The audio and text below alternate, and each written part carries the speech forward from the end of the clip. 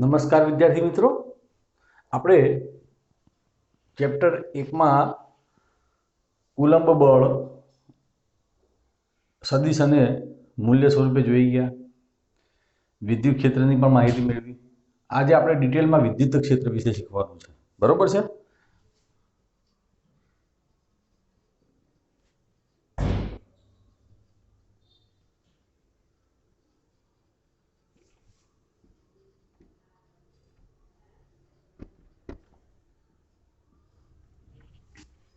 મુદ્દો નવો આવશે, વિદ્યુત ક્ષેત્ર. અગાઉના લેક્ચરમાં આપણે જોઈ ગયા હતા કે વિદ્યુત ક્ષેત્ર એટલે શું, તો સદિશ E બરાબર શું આવશે, સદિશ F/Q. એટલે કે એકમ વિદ્યુત ભાર પર લાગતા વિદ્યુત બળને વિદ્યુત ક્ષેત્ર કહીએ છીએ. બરોબર ને?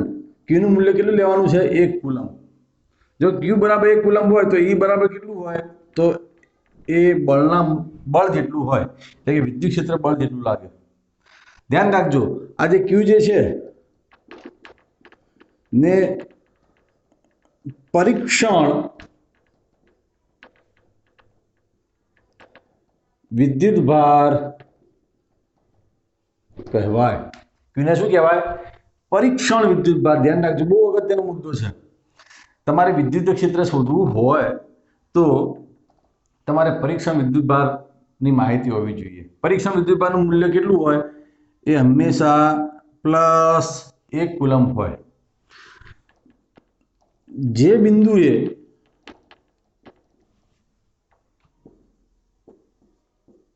વિદ્યુત ક્ષેત્ર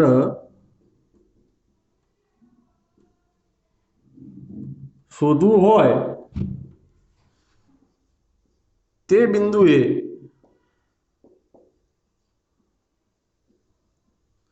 પરીક્ષણ વિદ્યુત ભાર મૂકવો પડે. ફોર એક્ઝામ્પલ, કે મારી પાસે આ +Q વિદ્યુત ભાર છે, જેનું મૂલ્ય ગમે તે હોય, 10 કુલંબ હોય, 20 કુલંબ હોય, 25 કુલંબ હોય, XYZ હોય. બરોબર ને? આ +Q વિદ્યુત ભારના કારણે મારે આ બિંદુ આગળ, આ બિંદુ લઈ શકાય, નીચે લઈ શકાય, આ બાજુ લઈ શકાય, અહીંયા લઈ શકાય, અહીંયા, ટૂંકમાં ત્રિપરિમાણમાં કોઈ પણ બિંદુ આગળ મારે વિદ્યુત ક્ષેત્ર શોધવું હોય તો એ બિંદુને હું P બિંદુ કહું તો P બિંદુએ મારે શું મૂકવો પડે, પરીક્ષણ વિદ્યુત ભાર મૂકવો પડે. તમારે આ થિયરી અને હવે પછીની જે થિયરીઓ આવશે એમાં જ્યારે એમ કહેવામાં આવે કે આપેલા બિંદુએ વિદ્યુત ક્ષેત્ર છે તો એ બિંદુએ તમારે પરીક્ષણ વિદ્યુત ભારની કલ્પના કરવાની છે અને એના આધારે વિદ્યુત ક્ષેત્રની દિશાઓ નક્કી કરવાની આવશે. જોઈએ કેવી રીતે થાય. કે આ મેં મૂકી દીધો 1 કુલંબ વિદ્યુત ભાર, પરીક્ષણ વિદ્યુત ભાર. તમારે વારંવાર આવું લખવાની જરૂર નથી, આ તમને સમજાવવા માટે હું આ રીતે લખું છું. બરોબર છે? ઓકે. હવે જુઓ, આ +1 કુલંબ છે અને આ વિદ્યુત ભાર પ્લસ છે, એનો મતલબ કે બંને વચ્ચે કયું બળ લાગશે, અપાકર્ષણ બળ લાગશે. આ +Q વિદ્યુત ભાર એ પરીક્ષણ વિદ્યુત ભાર પર કઈ દિશામાં બળ લગાડશે, આ દિશામાં બળ લગાડશે. બરોબર છે ને? આ બંને વચ્ચેનું અંતર થશે R. બંને વિદ્યુત ભારો બંને બિંદુ વચ્ચેનું અંતર થશે R. +Q વિદ્યુત ભારથી R અંતરે રહેલા પરીક્ષણ વિદ્યુત ભાર પર કઈ દિશામાં બળ લાગશે, આ દિશામાં બળ લાગશે, કારણ કે અપાકર્ષી બળ લાગશે, કારણ કે બંને કેવા છે, ધન છે. બરોબર છે? તો આને હું કહી દઉં F. જો આનાથી ઊંધું હોય તો શું થાય, કે જો આપેલો વિદ્યુત ભાર માઇનસ હોત તો શું થાત, તો આ જ બિંદુ આગળ મૂકેલા પરીક્ષણ વિદ્યુત ભાર તો કેવો રહેવાનો છે, 1 કુલંબ જ રહેવાનો છે. તો પરીક્ષણ વિદ્યુત ભાર પર કઈ દિશામાં બળ લાગશે, તો માઇનસ વિદ્યુત ભારના કારણે આકર્ષી બળ લાગશે. હવે તમને સમજાય છે ને મિત્રો, કે જે દિશામાં બળ લાગે એ દિશામાં વિદ્યુત ક્ષેત્ર હોય. તો +Q વિદ્યુત ભાર હોય તો એનું વિદ્યુત ક્ષેત્ર કઈ દિશામાં હશે, બહાર તરફ હશે. -Q વિદ્યુત ભાર હોય તો એનું વિદ્યુત ક્ષેત્ર કઈ દિશામાં હશે, અંદર તરફ હશે, કારણ કે જે તે બિંદુએ મૂકેલા પરીક્ષણ વિદ્યુત ભાર પર જે દિશામાં બળ લગાડતો હોય એ દિશામાં જ વિદ્યુત ક્ષેત્ર હોય. ક્લિયર? સિમ્પલ કન્સેપ્ટ છે. બરોબર છે ને? તો આપણે આ કન્સેપ્ટનો ઉપયોગ કરીને, પરીક્ષણ વિદ્યુત ભારનો ઉપયોગ કરીને બિંદુવત વિદ્યુત ભારનું વિદ્યુત ક્ષેત્ર શોધવાનું છે. આ તમારી થિયરી છે. આ મેં તમને સમજૂતી આપી. તો નવો મુદ્દો થશે કે બિંદુવત વિદ્યુત ભારનું વિદ્યુત ક્ષેત્ર શોધવું. તો આ નવો મુદ્દો છે તમારા માટે, બરોબર છે. બિંદુવત વિદ્યુત ભારનું વિદ્યુત ક્ષેત્ર શોધવું. તો મેં કીધું એ પ્રમાણે કે આ તમારો બિંદુવત વિદ્યુત ભાર છે પ્લસ ક્યુ. મારે આ પ્લસ ક્યુ વિદ્યુત ભારનું વિદ્યુત ક્ષેત્ર શોધવું છે, તો એને હું ક્યાં મૂકી દઈશ? ત્રિપરિમાણમાં મૂકી દઈશ, ઉગમ બિંદુ પર. બરોબર છે ને? ઉગમ બિંદુ પર મૂકી લો તમારો બિંદુવત વિદ્યુત ભાર, અને મારે અહીંયા બિંદુ પી આગળ આ બિંદુવત વિદ્યુત ભારનું વિદ્યુત ક્ષેત્ર શોધવું છે. તો બિંદુ પી નો સ્થાન સદિશ કેવો થશે? સદિશ આર થશે.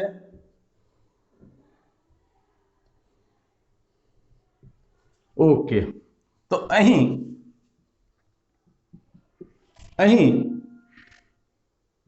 પ્લસ ક્યુ વિદ્યુત ભારનું બિંદુ પી આગળ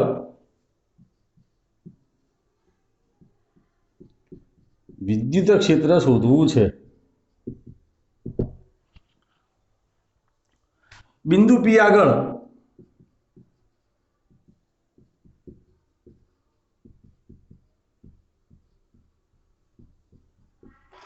પરીક્ષણ વિદ્યુત ભાર વિદ્યુત ક્ષેત્ર શોધવા માટે યાદ રાખી લો ફરીથી, વિદ્યુત ક્ષેત્ર શોધવા માટે પરીક્ષણ વિદ્યુત ભાર જે તે બિંદુએ મૂકવો પડે, જેનું મૂલ્ય કેટલું હોય? 1 કુલમ વિદ્યુત ભાર હોય પ્લસ 1 કુલમ મૂકતા. તો આપણે અહીંયા મૂકી દીધો 1 કુલમ. આથી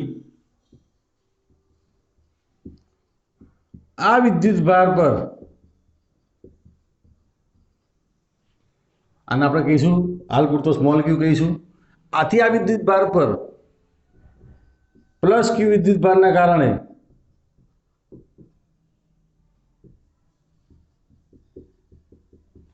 લાગતું વિદ્યુત બળ, તો એ વિદ્યુત બળ કઈ દિશામાં છે? આ દિશામાં છે, સદિશ એફ. એ વિદ્યુત બળને મૂકી દઉં સદિશ એફ બરાબર સૂત્ર શું આવશે? તો નિયમ પ્રમાણે શું આવશે? કે ની જગ્યાએ મૂકી દો 1/4πε0 પ્લસ ક્યુ, પછી આવશે ક્યુ. ક્યુનું મૂલ્ય કેટલું લીધું છે આપણે? 1 કુલમ, અને અપોન અંતરનો વર્ગ r², અને એની દિશાનો એકમ સદિશ. એની દિશાનો એકમ સદિશ. હવે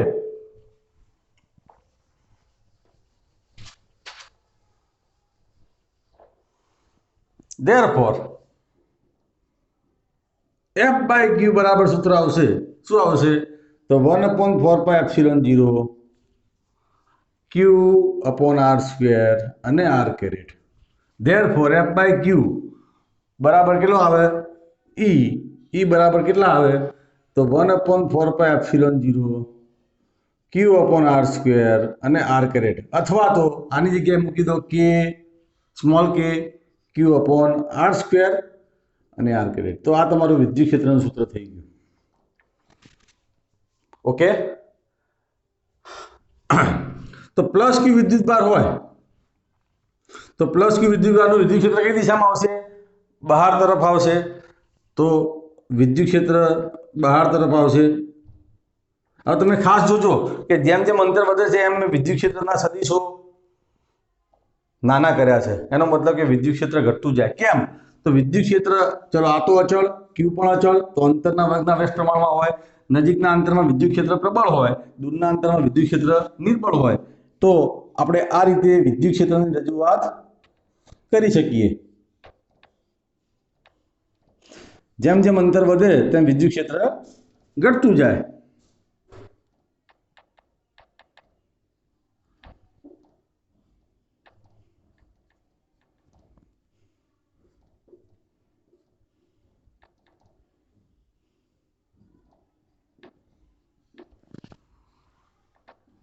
હવે વિદ્યાર્થી મિત્રો વિચારો કે આ પ્લસ ક્યુ વિદ્યુત ભાર છે એની જગ્યાએ માઇનસ ક્યુ વિદ્યુત ભાર હોત તો શું થાત? તો સ્પષ્ટ છે કે જો અહીંયા માઇનસ ક્યુ વિદ્યુત ભાર હોત તો મેં તમને આગળ પણ ટીપ આપેલી છે કે જો વિદ્યુત બળ સદિશ સ્વરૂપે ગણવું હોય ને તો ધન વિદ્યુતભાર ધન લેવાનો અને ઋણ વિદ્યુતભાર ઋણ લેવાનો.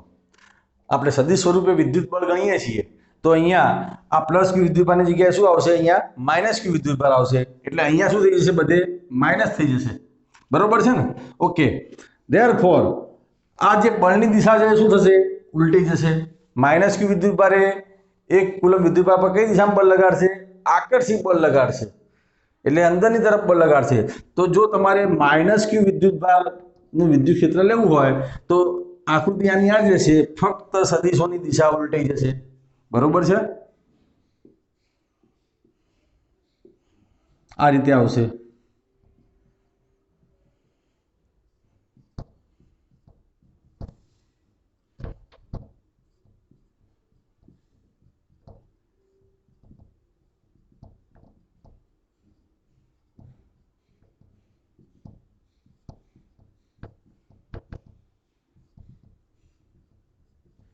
આ માઇનસ ક્યુ વિદ્યુતભારનું વિદ્યુત ક્ષેત્ર. તો પ્લસ ક્યુ વિદ્યુતભારનું વિદ્યુત ક્ષેત્ર બહાર તરફ જતું હોય, માઇનસ ક્યુ વિદ્યુતભારનું વિદ્યુત ક્ષેત્ર અંદર તરફ આવતું હોય. Okay, thank you. આપણે આગલા વિડીયોમાં વિદ્યુત ક્ષેત્રની માહિતી મેળવી. વિદ્યુત ક્ષેત્ર એટલે શું? તો એકમ વિદ્યુતભાર પર લાગતા બળને વિદ્યુત ક્ષેત્ર કહેવાય. વિદ્યુત ક્ષેત્રનું સૂત્ર આપણે જોયું હતું કે Q/R². કેપિટલ ક્યુ વિદ્યુતભારનું બિંદુવત હોય તો એનું વિદ્યુત ક્ષેત્ર આપણે જોયું હતું.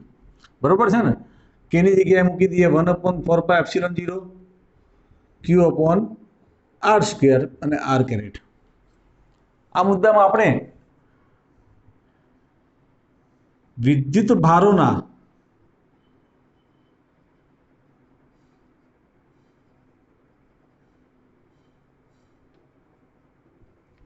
તંત્રનું વિદ્યુત ક્ષેત્ર ભણવાનું છે.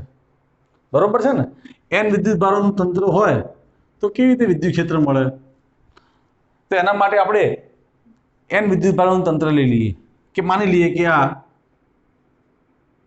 Q1 વિદ્યુત ભાર છે, આ Q2 વિદ્યુત ભાર છે, આ Q3 વિદ્યુત ભાર છે, અને આવા ઘણા બધા વિદ્યુત ભારો છે તંત્રમાં. લાખો, કરોડો, અબજો, મને ખબર નથી. બરોબર છે કેટલા વિદ્યુત ભારો છે? એટલે કે આ વિદ્યુત ભારને આપણે લઈ લઈએ, ધારો કે nમો વિદ્યુત ભાર. ઓકે, ઘણા બધા વિદ્યુત ભારોમાંથી આપણે નામ આપી દીધા. આ વિદ્યુત ભારોના તંત્રનું આ બિંદુ આગળ, આ બિંદુનું હું P કહું તો બિંદુ P આગળ મારે વિદ્યુત ક્ષેત્ર શોધવું છે. તો સૌથી પહેલા તો હું આ વિદ્યુત ભારો ખરા ને એમને સ્થાન સદિશ બનાવી દઈશ.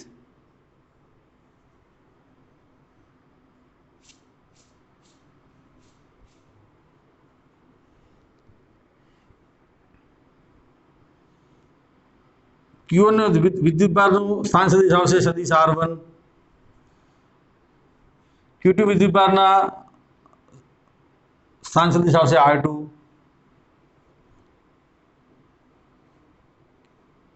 Q3 વિદ્યુત ભારનો સ્થાન સદિશ આવશે R3 અને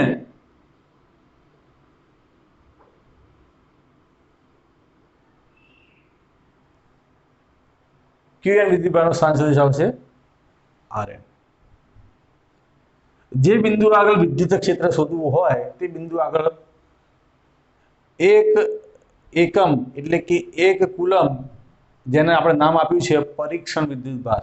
જો વિદ્યાર્થી મિત્રો ધ્યાન રાખજો કે વિદ્યુત ક્ષેત્રનો જ્યારે કન્સેપ્ટ આવે ને તો જે તે બિંદુ આગળ તમારે એક કુલમ વિદ્યુત ભાર ધારી લેવાનો.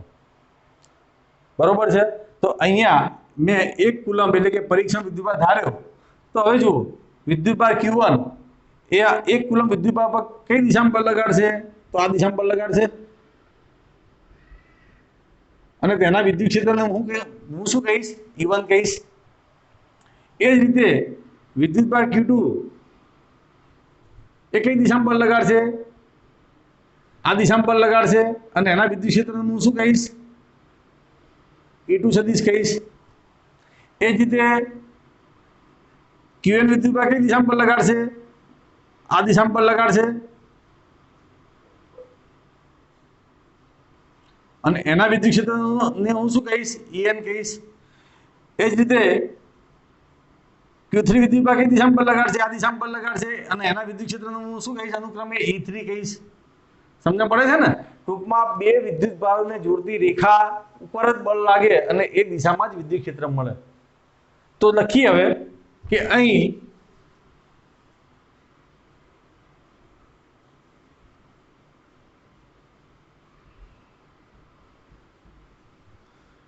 આપેલા બિંદુ P આગળ તંત્રના અલગ અલગ એટલે કે Q1, Q2, Q3, Qn વિદ્યુત ભારોનું વિદ્યુત ક્ષેત્ર નું મૂલ્ય અને દિશા અલગ અલગ હોય. જો આ બે વિદ્યુતભાર વચ્ચેનું અંતર ઓછું હશે તો બળ વધારે એટલે કે વિદ્યુત ક્ષેત્ર પ્રબળ હશે. જો આ બંને વિદ્યુતભારનું અંતર વધુ હશે તો વિદ્યુત ક્ષેત્ર નિર્બળ હશે. ટૂંકમાં મૂલ્ય અને દિશા અલગ અલગ હોય. આકૃતિમાં દર્શાવ્યા મુજબ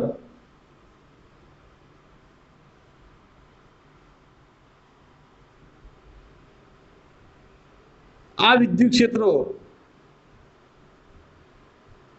अनुक्रमे E1 सदिश,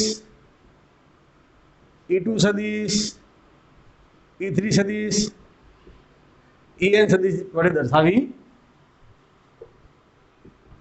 शकाय. आथी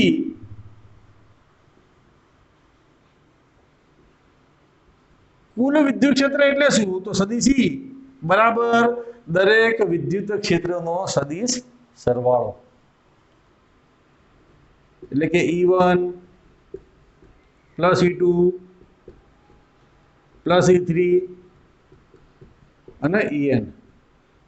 આથી સદિશી બરાબર ચલો E1 એટલે શું? તો સૂત્ર તમે આગળ ભણેલા છો.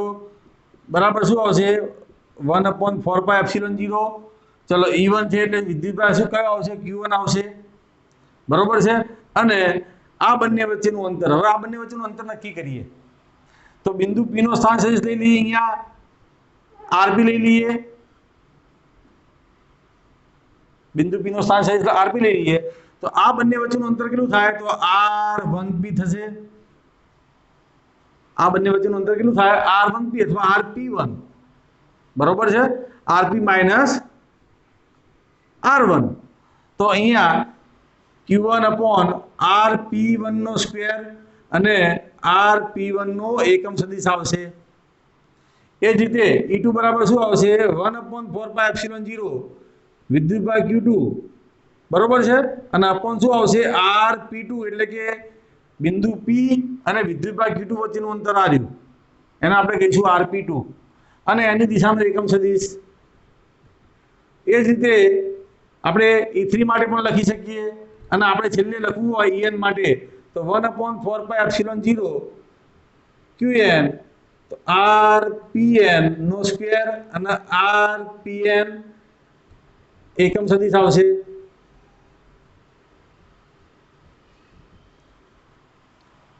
Therefore સદિશી બરાબર શું આવે? તો સિગ્માના સ્વરૂપમાં લખવું હોય તો 1/4πε0 અને અહીંયા સિગ્મા લઈ લઈએ સરવાળો તો અહીંયા શું આવશે? Qi/RPi નો સ્ક્વેર અને RPi એકમ સદિશ બરાબર જ્યાં I બરાબર 1 થી n. તો આ થઈ ગયું n વિદ્યુત ભારોનું વિદ્યુત ક્ષેત્ર. ઓકે, તમે આનો સ્ક્રીનશોટ લેજો અને નોટ્સ બનાવજો. ક્લિયર? હવે નવો મુદ્દો લઈએ, વિદ્યુત ક્ષેત્ર રેખાઓ. આ ખ્યાલમાં આવી ગયું? ઓકે.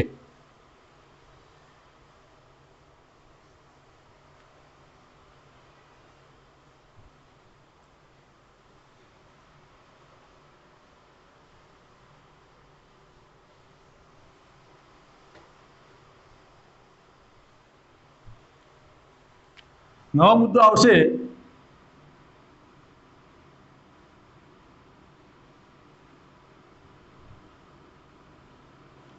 વિદ્યુત ક્ષેત્ર રેખાઓ.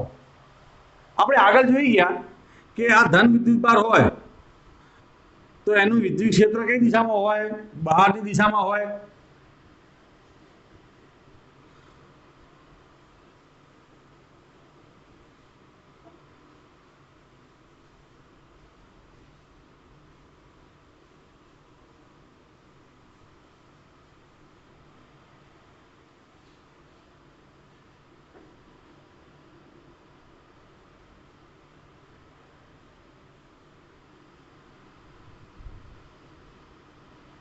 બરોબર છે ને? આ વિદ્યુત ક્ષેત્ર છે. વિદ્યાર્થી મિત્રો ધ્યાનમાં લો કે જેમ જેમ અંતર વધે તેમ વિદ્યુત ક્ષેત્રનું મૂલ્ય ઘટતું જાય.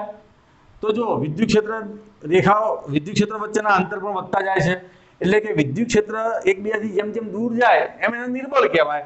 અને અહીંયા જો નજીકના વિસ્તારમાં આ વિદ્યુત ક્ષેત્રના સદિશો નજીક છે એટલે કે સંકળાયેલા છે એટલે કે પ્રબળ વિદ્યુત ક્ષેત્ર હોય. હવે આ વિદ્યુત ક્ષેત્રના સદિશોને હું જોડી દઉં અને સળંગ લાઈન બનાવી દઉં, બરોબર ને? તો મને જે ભૌમિતિક આકૃતિ મળશે તે ભૌમિતિક આકૃતિને હું કહીશ વિદ્યુત ક્ષેત્ર રેખા. મને જે ભૌમિતિક આકૃતિ મળી એ ભૌમિતિક આકૃતિને હું કહીશ વિદ્યુત ક્ષેત્ર રેખા. એટલે કે વિદ્યુત ક્ષેત્ર રેખા એ ભૌમિતિક રજૂઆત છે. કોની? વિદ્યુત ક્ષેત્રની. વિદ્યુત ક્ષેત્ર એ વાસ્તવિકતા છે, જ્યારે વિદ્યુત ક્ષેત્ર રેખા એ વિદ્યુત ક્ષેત્રની ભૌમિતિક રજૂઆત છે. આપણે આવી કલ્પના કરી દઈએ કે ભાઈ આ વિદ્યુત ક્ષેત્ર આ દિશામાં જતું હોય આગળ, તો આપણે કેમ નહીં એને એક સળંગ વક્ર સ્વરૂપે દર્શાવીએ કે જેથી આપણને ખ્યાલ આવે કે વિદ્યુત ક્ષેત્ર રેખા આ દિશામાં જાય છે. બરોબર છે ને? તો એ વિદ્યુત ક્ષેત્ર રેખાઓ એટલે કે વિદ્યુત ક્ષેત્રની ભૌમિતિક રજૂઆત. જો આ પ્લસ ક્યુ વિદ્યુતભારની જગ્યાએ આપણે માઇનસ ક્યુ વિદ્યુતભાર લીધો હોત તો વિદ્યુત ક્ષેત્ર રેખાઓ કેવી મળત આપણને? આનાથી ઉલટી મળત. આમ જ મળત, પરંતુ દિશા કેવી થઈ જાત? ઉલટી જાત. ઓકે. આમ વિદ્યુત ક્ષેત્ર રેખાઓ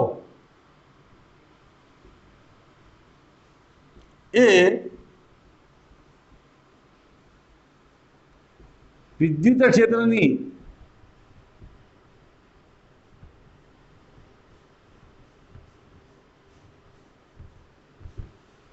ભૌમિતિક રજૂઆત છે. બરોબર છે?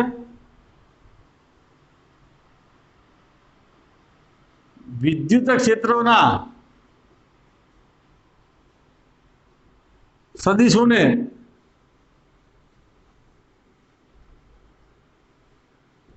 એક જ દિશાના સદિશોને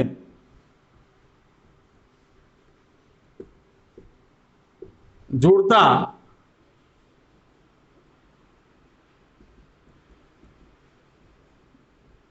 વિદ્યુત ક્ષેત્ર રેખા મળે.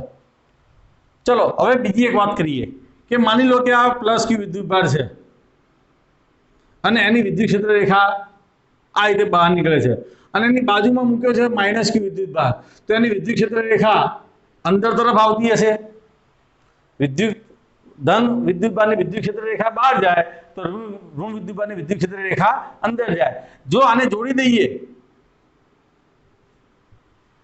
દઈએ તો વિદ્યુત ક્ષેત્ર રેખાની એક સ્પષ્ટતા થાય છે કે ભાઈ વિદ્યુત ક્ષેત્ર રેખાની પૂંછડી એટલે ધન અને માથું એટલે ઋણ. બરોબર છે ને? તો જો હું વિદ્યુત ક્ષેત્રની રજૂઆત કરું આ વિદ્યુત ક્ષેત્ર રેખા હોય તો એનું પૂંછ એટલે શું આવશે? પોઝિટિવ આવશે અને માથું એટલે શું આવશે? નેગેટિવ આવશે. એટલે કે વિદ્યુત ક્ષેત્ર રેખા ધન વિદ્યુતભારમાંથી ઉત્પન્ન થાય છે અને ઋણ વિદ્યુતભારમાં પ્રવેશે છે. બરોબર છે? ક્લિયર? ઓકે. હવે જુઓ વિદ્યુત ક્ષેત્ર રેખાઓની કેટલી લાક્ષણિકતા છે. બે પ્રકારના વિદ્યુત ક્ષેત્ર હોય, નિયમિત અને અનિયમિત. જ્યારે વિદ્યુતભારોનું તંત્ર એ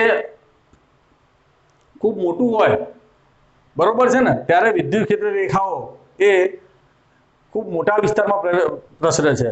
જ્યારે બિંદુ વિદ્યુતભારનું વિદ્યુત ક્ષેત્ર છે એ એક બિંદુના કારણે એની વિદ્યુત ક્ષેત્ર રેખાઓ મર્યાદિત વિસ્તારમાં પ્રસરે છે. પરંતુ બિંદુ વિદ્યુતભાર જે છે એનું વિદ્યુત ક્ષેત્ર એ એના સદિશો એ એક જ દિશામાં નથી. જોઈ લો, એક જ દિશામાં નથી.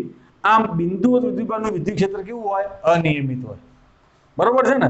પરંતુ લાંબા ગાળે આપણે જોઈએ આ ક્ષેત્ર સદિશો, ધારો કે કોઈ તંત્ર છે એનું વિદ્યુત ક્ષેત્ર આપણે વિચારીએ તો એના લાંબા ગાળાના સદિશો એ આગળ જશે તેમ લગભગ સમાંતર થશે, એટલે કે લગભગ સમાંતર વિદ્યુત ક્ષેત્ર રેખાઓ આપણે લઈ લઈએ, વ્યાપક રૂપે સમાંતર, બરોબર છે ને? તો આ સમાંતર રેખાઓ લઈ લઉં હું કે જેના સદિશોની લંબાઈઓ સરખી છે અને દિશા એક જ છે, તો આને સમાન વિદ્યુત ક્ષેત્ર કહેવાય. સમાન વિદ્યુત ક્ષેત્રની પૂછ એટલે પોઝિટિવ અને શીર્ષ એટલે કે નેગેટિવ. બાળકો યાદ રાખજો કે વિદ્યુત ક્ષેત્રનો જે કન્સેપ્ટ તમે હાલ શીખો છો એનો એ જ કન્સેપ્ટ ચેપ્ટર નંબર 4 અને ચેપ્ટર નંબર 5 માં ચુંબકીય ક્ષેત્ર રેખાઓ માટે આવશે. બરોબર છે? ઓકે. હવે વિદ્યુત ક્ષેત્ર રેખાઓની લાક્ષણિકતા લઈએ.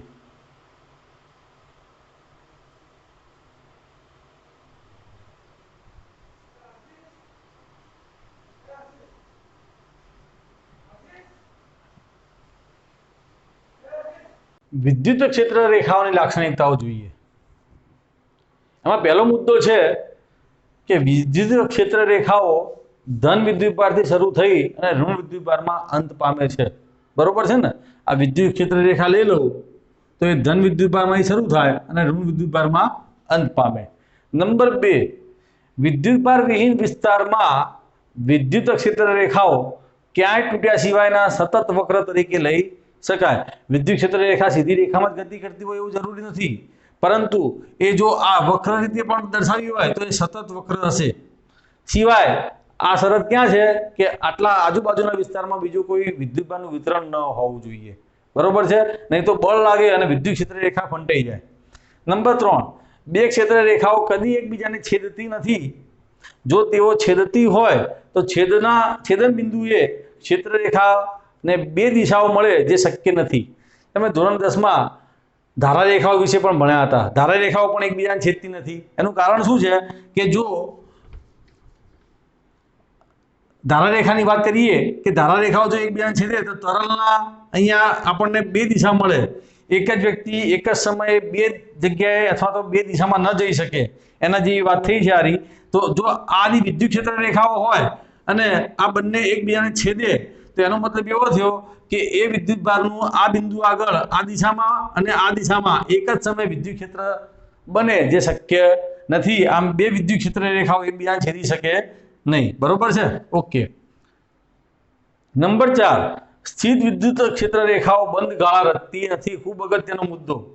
જ્યારે તમે ચુંબકીય ક્ષેત્ર વિશે ભણશો ત્યારે ચુંબકીય ક્ષેત્ર રેખાઓ બંધ ગાળા બનાવે, ત્યારે વિદ્યુત ક્ષેત્ર રેખાઓ બંધ ગાળા બનાવતી નથી, કારણ કે ધન વિદ્યુતભારમાંથી ઉત્પન્ન થાય છે અને ઋણ વિદ્યુતભારમાં પ્રવેશ પામે છે, પાછી આવતી નથી.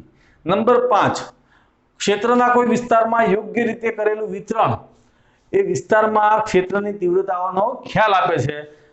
વિદ્યુત ક્ષેત્ર પ્રબળ છે કે નિર્બળ, જો ક્ષેત્ર રેખાઓ નજીક હશે તો વિદ્યુત ક્ષેત્ર પ્રબળ કહેવાશે અને ક્ષેત્ર રેખાઓ દૂર હશે તો વિદ્યુત ક્ષેત્ર નિર્બળ કહેવાશે. આ રીતે કે આ વિસ્તારમાં આ રીતે વિતરણ કરેલું છે, આ વિદ્યુત ક્ષેત્ર રેખાઓ છે, તો અહીંયા વિદ્યુત ક્ષેત્ર નિર્બળ ગણાય કારણ કે સદિશો દૂર છે, જ્યારે અહીંયા વિદ્યુત ક્ષેત્ર પ્રબળ ગણાય કારણ કે સદિશો નજીક છે. બરોબર છે? ઓકે. હવે નંબર 6, કે આપેલી ક્ષેત્ર રેખા પરના કોઈ પણ બિંદુ પાસે ક્ષેત્ર રેખાને દોરેલો સ્પર્શક તે બિંદુ પાસે ક્ષેત્રની દિશા આપે છે. બરોબર છે ને? તો એ આગળ જોઈ ગયા એ પ્રમાણે કે આ દિશાએ સ્પર્શક આ દિશામાં થાય તો આ બિંદુએ વિદ્યુત ક્ષેત્રની દિશા થશે, જ્યારે અહીંયા આ દિશામાં વિદ્યુત ક્ષેત્ર મળશે. અને નંબર 7, કે સમાન વિદ્યુત ક્ષેત્ર રેખાઓ એકબીજાને સમાંતર અને એકબીજાથી સમાન અંતરે હોય. આ ખાસ મુદ્દો ધ્યાનમાં રાખજો કે સમાન વિદ્યુત ક્ષેત્ર, મેં આગળ પણ રજૂઆત કરી દીધી કે આ સમાન વિદ્યુત ક્ષેત્ર રેખાઓના મૂલ્યો એટલે કે સદિશોની લંબાઈઓ અને દિશા સરખા હોય અને એકબીજાથી સમાન અંતરે હોય, એટલે કે અહીંયા સમાન રીતે બળ લાગશે. ઓકે. તો વિદ્યુત ક્ષેત્રનો સમગ્ર મુદ્દો પૂરો થયો. હવે પછી આપણે ડાયપોલ વિશે ભણીશું. Okay. Thank you very much. વિદ્યાર્થી મિત્રો ધ્યાન રાખજો કે અહીંયા તમે જે લેક્ચર્સ ચાલે એ લેક્ચર્સનો નિયમિત અભ્યાસ કરજો. સ્ક્રીનશોટ લઈને તમે એની નોટ્સ બનાવજો અને નિયમિત અભ્યાસ કરવાથી જ તમને ફાયદો થશે. જો વચ્ચે બ્રેક પડશે તો પછી તમારો લિંક તૂટી જશે અને મજા નહીં આવે. Okay, thank you very much.